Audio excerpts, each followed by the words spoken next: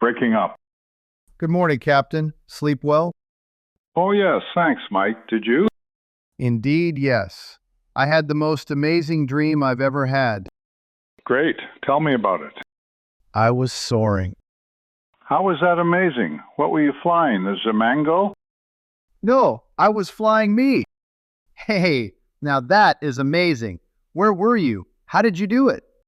I was in the middle of the grassy area east of the runway at the St. Mary's Airport on a bright sunny afternoon with scattered cumulus clouds and calm wind.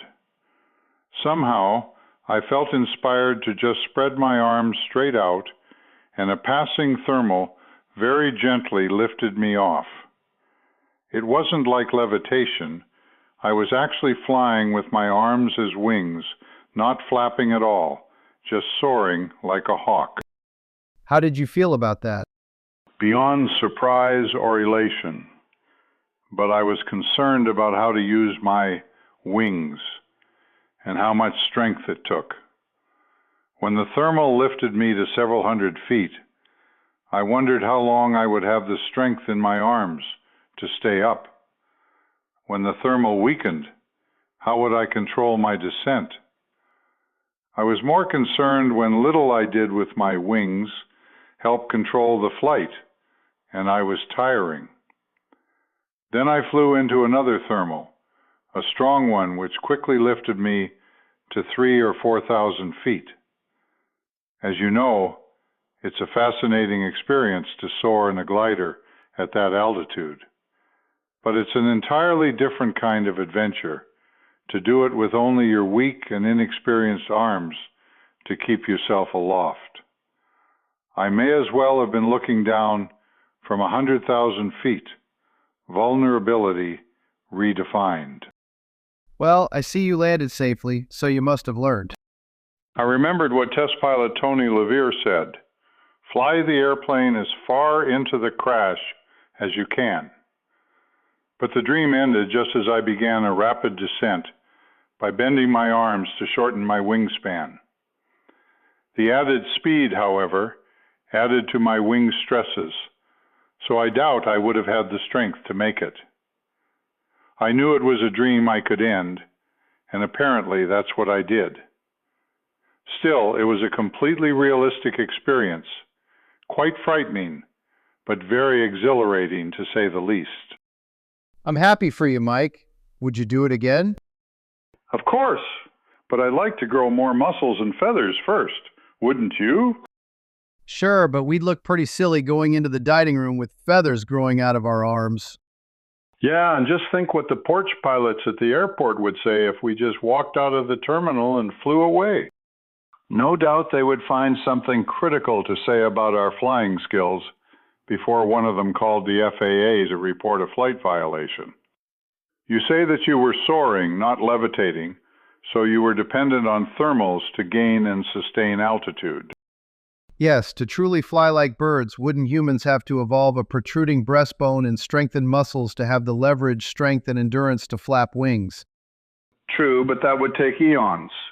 It's more likely that we would develop some kind of strap-on machine. Like a Himango, Captain? Exactly, but from the weather forecast, it appears your dreams of soaring may have to suffice for the next few days. So, shall we convene in the lobby to record the 1968 homecoming events? As I recall, Captain, we left off at the end of your 1968 Vietnam tour. You were sailing to an unhappy homecoming with Aurelie, while also leaving a very young, hopeful Nazira behind in Hong Kong. Correct, Mike. Months of daily letter writing had accomplished nothing to resolve issues at home. However, the delay allowed me time to recover from the shock, and I hadn't entirely given up hope for reconciliation for the sake of the children. On the other hand, if Aurelie persisted with leaving, future deployments with Nazira was a growingly attractive alternative. Traveling Westpac with Nazira underlined how Aurelie's lack of interest and support had been an increasingly missing factor I could do without. So, how did it go? Not as badly as I expected. Not all that different from prior homecomings. I was something of a stranger to Aurelie and the kids. The only surprise was that Aurelie had just spent 6 weeks in bed, recovering from surgery to repair the long-before muscle damage to her birth canal. Clearly, Aurelie was prepared in earnest to hit the road. All that was left to do was conclude the details as painlessly as possible. Therefore, emotions were pretty much put aside. As Aurelie put it, there was no need to consider staying together for the sake of the children.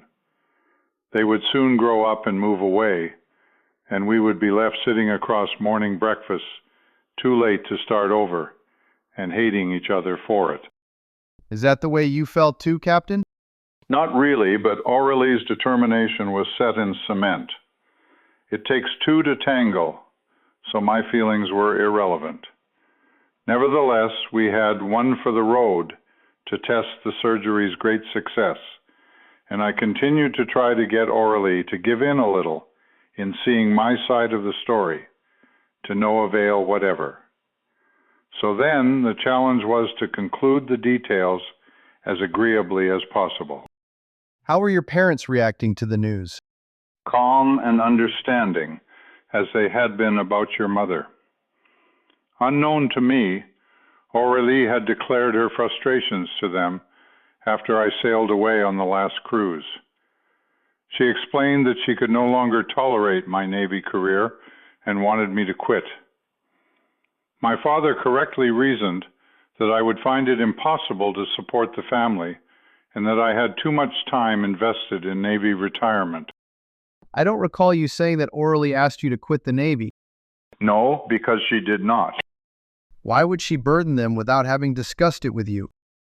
I don't know more than what I already said about how Aurelie engineered the breakup. The important point is that Aurelie had made the final decision independent of debates with me, at least a year before. What was Aurelie's mother's reaction? I had no direct contact with her, but Helen was undoubtedly giving Aurelie a lot of encouraging but impractical advice. Nevertheless, Clayton, Aurelie's child-molesting stepfather's social worker, came to stay with us for a protracted and uninvited visit, which I considered unwelcome interference. Apparently, he didn't understand that the split was Aurelie's initiative, and that I had little to say about it, since he offered the bribe of the family's sailboat, Mandalay, to me if we remained married.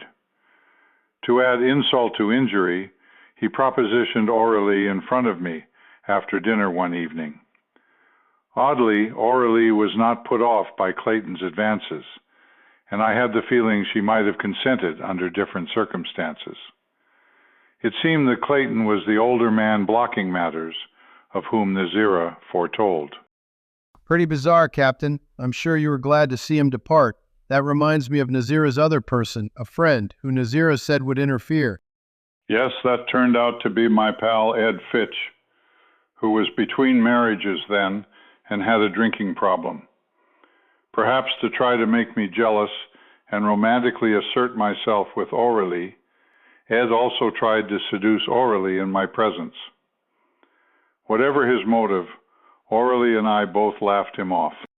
As they say, with friends and family like that, who needs enemies? Were there other outside disruptions?